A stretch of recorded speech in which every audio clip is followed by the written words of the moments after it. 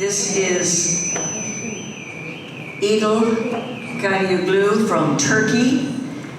Her presentation will be From Byzantine to the Turkish Republic, Istanbul as a city where performing artist women inspired male revolutionaries to change the law. I say hooray. Hello everybody, it's wonderful to be here with you.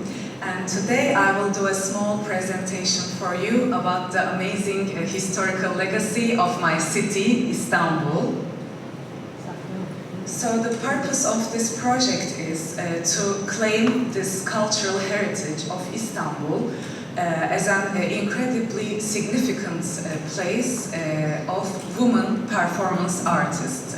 Women performance artists as very strong figures who also ended up having political force or being a political force just through their art. Another purpose of this project is to bring this historical heritage to awareness, both global awareness but also local awareness in Turkey. Also, because this is also a symbolic capital of the city, this can be used to fight against the regressive and sexist dynamics today, which are destructive to art or women's rights in the city of Istanbul. Also, to propose a more solid legal framework defining dance more clearly and promoting legalization and protection of women in this field. So let's start first with the timeline of the city of Istanbul. As you can see, the city has origins from before Christ, and the first settlement in the city was a Greek city-state called Byzantine. And then it evolved into Byzantine, which is the Eastern Roman Empire, and then Ottoman Empire, and then Turkish Republic. This is like a symbolic picture, not necessarily, I mean, it is a real building in Istanbul, but not necessarily scientific, this type of archaeological layering, but it points to the fact of the unique interaction of all these civilizations throughout the centuries and millennia. So first, let's focus on Byzantine or Eastern Roman Empire law. Why was this important? Because the Byzantine law, especially the Codex of Justinianus, was the most sophisticated legal code ever written, both of its time, but also centuries which followed. For example, in 8th and 9th centuries, the Codex of Justinianus, still created in Constantinople, was the most sophisticated legal codification in Europe. And today, Justinianus is one of the figures we will focus on also. The language of the Codex of Justinianus was Latin, and he also had institutes, codes, and digests, and there was the body of both secular and religious law, but they were not so separated. They mixed and they were overlapping. So, firstly, we are focusing on today is Theodora, who became the wife of the Emperor Justinianus. She was born in 490 in Constantinople. Her father was a man who was training bears to dance, fight, and entertain the public. And this was seen as a job which is not prestigious at all. So she belonged to the underclass of Constantinople. And unfortunately, her father passed away when she was very young, when she was a child, which made her and her family vulnerable in a patriarchal society. Her mother tried to get married as soon as possible to step out of poverty, and she also enrolled her daughter Theodora to a lodge, to a professional group of dancers who performed in and around the hippodrome with the argument that she was a beautiful girl. And Theodora developed her entertainment career, and she started attracting the attention of young men from high society. So the historian Procopius claims that Theodora did more than performing arts, that she was a courtesan, but this is up to criticisms and debates. Anyhow, as an adult, she became the concubine of Heliobolus, a politician who was appointed the mayor of Libya. And this was legal. So in Byzantine law, the status of a concubine or a courtesan was recognized to allow men of high status to live together with women of low status. Unfortunately, this affair did not end well for her because, again, of her vulnerability through class and gender. She was abused and abandoned by Heliobolus and had to travel alone from Libya to Constantinople, to northern parts, and make her way alone to her hometown. When Theodora was in Antioch, the Mediterranean area, she met another dancer who was in contact with the Emperor Justinianus. All of them favored the same political group, the Blues, or the Blue Ones. So there was a lot of contact about their political visions and plans. And Theodora and Justinianus established a relationship very quickly after Theodora returned home to Constantinople. But they could not get married immediately because of Theodora's reputation, infamous reputation. The stepmother, the Empress of the Byzantine Empire and the stepmother of Justinianus did not accept Theodora as a bride. So they had to wait until she passed away. After the Empress passed away, there was still the legal obstacle. It was illegal for a man from the senator class to marry a woman who was from the class of actors.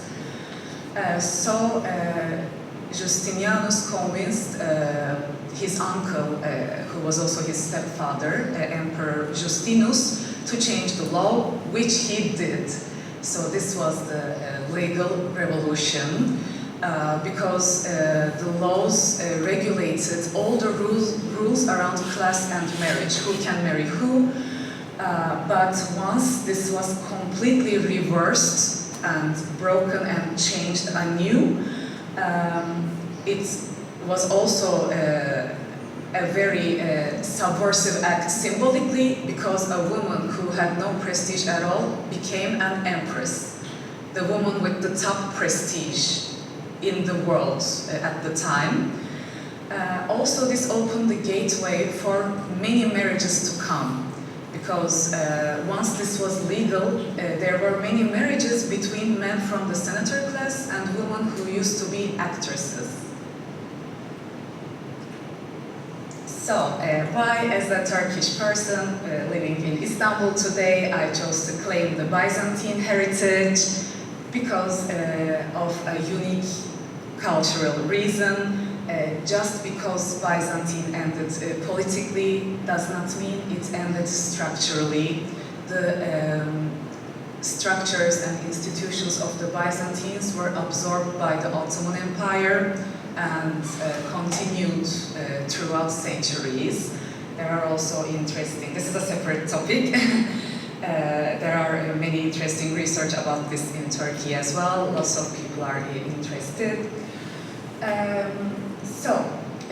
Codex of Justinianus was so important that it is theorized to have affected the Sharia law, the Islamic law, much before the Ottomans obtained the city of Constantinople. It has been theorized to affect the Afife of Emevis. 1,000 years later than Justinianus, one of the Ottoman sultans, one of the most important ones, Kanuni Sultan Süleyman, had codified the Ottoman law in a manner similar to Justinianus, and some people make the argument that his reference was Justinianus. Ottoman sultans referenced Byzantine emperors a lot. He also obtained the name Kanuni, which means lawmaker. Also, in a manner similar to Justinianus, Suleiman changed the law and married his concubine Hürrem, and this was the first legal marriage between a concubine woman and an Ottoman sultan. This is again revolutionary for Ottomans, but not so revolutionary for the city of Istanbul, because this has been done before.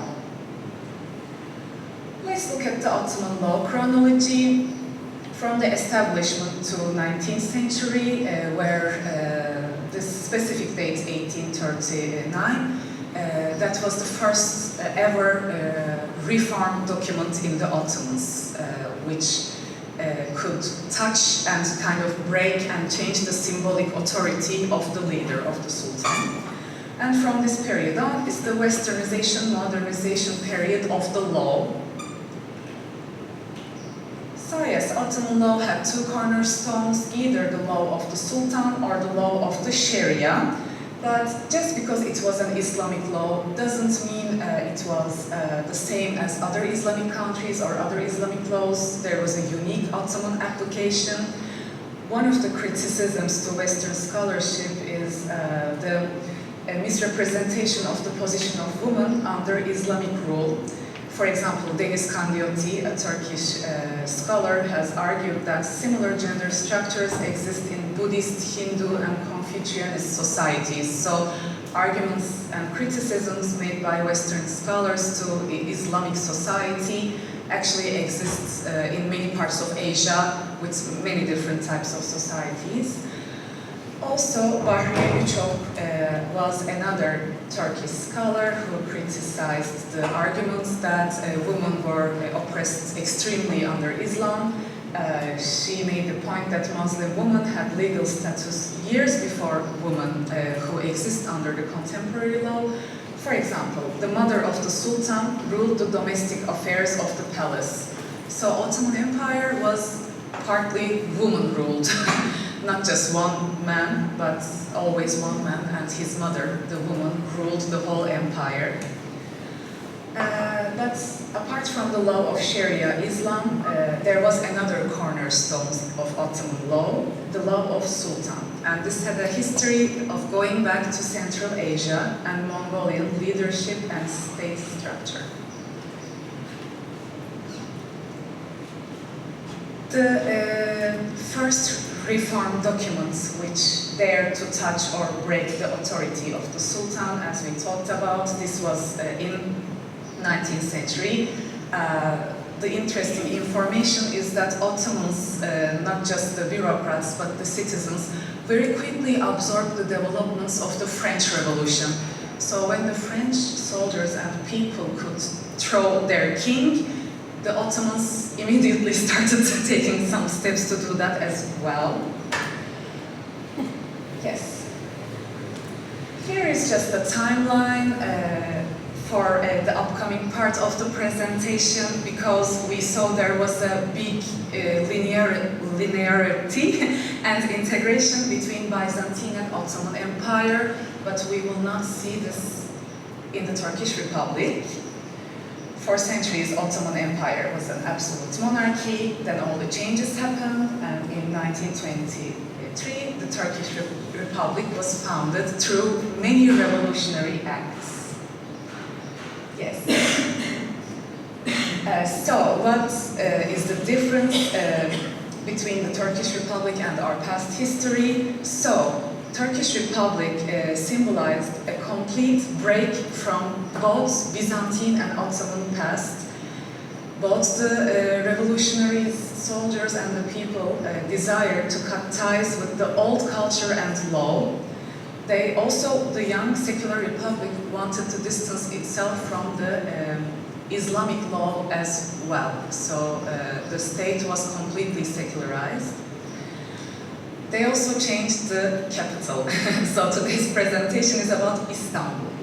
But the desire of the leaders of this very successful movement to have a break with the past was so strong that they chose Ankara, a brand new town nobody knew about, to try to break the symbolism of Istanbul or Constantinople. But interestingly, a performance artist from Istanbul is referenced by the national leader. You see him in the front, the blonde man. He references an actress from Istanbul. He said about her, "If it wasn't for Afife Jale, the actress, I would not have dared to remove the Halife, the abolishment of the law of Islam in Turkish Republic." So who was this woman, such a powerful leader, credited? She was the first Turkish Muslim woman on a Western type of stage. During the time, because here you can see that all these reforms were happening in the Ottomans, and there was this reactionary, regressive, oppressive dynamic. Because people were reaching more and more liberties, and the authority was the Ottoman Sultan was breaking more and more. He tried to oppress people. So there was a ban against Turkish Muslim women to step on a Western type of stage. The actresses on the stage were mostly from the Armenian community. And yes, many different type of intellectuals tried to create a public opinion for the removal of this ban. They saw it too traditional and regressive. So Afife Jale broke this ban and she stepped on the theater, Western type of theater stage, and she tells that it was the best night of her life. But unfortunately, the head police of the municipality where she performed in wanted to arrest her due to the fact that it was considered a crime to act contrary to the morals of Islam. And unfortunately, she was harassed by the Ottoman police in custody. She was insulted, also physically harassed. And she was a very sensitive, dignified woman. Her dignity could not accept it. So she turned towards opium to soothe her pain. She became an opium addict. But the people did not allow her to be remembered in a bad way. On the contrary, she's a legend today. I mean, starting from the national leader, Mustafa Kemal Atatürk, who credited her efforts, also made the statements in the parliament that sirs, all of you can become ministers or deputies, you can even become the president of your country, but not all of you can become an artist, to support the status of the artist. Here on the top picture you see the awards of Afife Jale. It is the award to choose the best actress of the year, and it's extremely prestigious. In the bottom you see a ballet artwork created to express the life of this legendary woman. And here you see many famous actresses in Turkey dressed as an iconic and famous photo of Afife Jale. So today she's very much claimed and honored by everyone. She's remembered in the best way for her efforts. Okay, I'm finishing. So my proposition at the end of this presentation. I propose the creation of a more well-defined law about the protection of women performance artists in the contemporary Turkish Penal Code. Also, I propose the creation of laws and articles which clearly and elaborately define the art of dance as a soul, mind and body activity which needs the protection of both the intellectual, aesthetic and physical labor, recognizing the risks of this profession as a target for gender-based violence and establish firm laws to combat this crime. Any type of violence against artist women should be handled as a public case, not only an individual one, because it's a crime against arts. While defining the intersection points of the legal issues of being a woman and legal issues of being a performance artist. So in conclusion, while the connection of Theodora and Justinianus was about the elevation of the status of women who were already dancers and actresses, the legal revolution of the Turkish Republic was about the rights of the Turkish woman to participate in the westernized and modernized public space.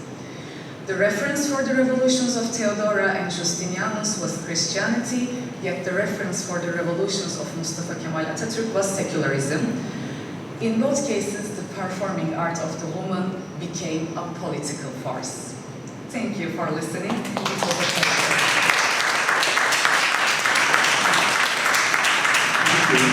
Are there any questions or comments?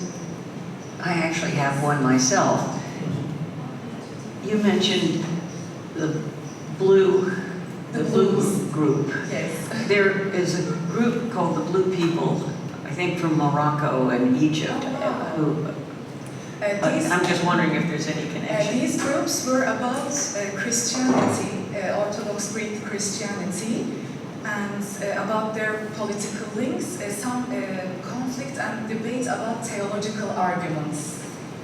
But it could be. Thank you. Very welcome.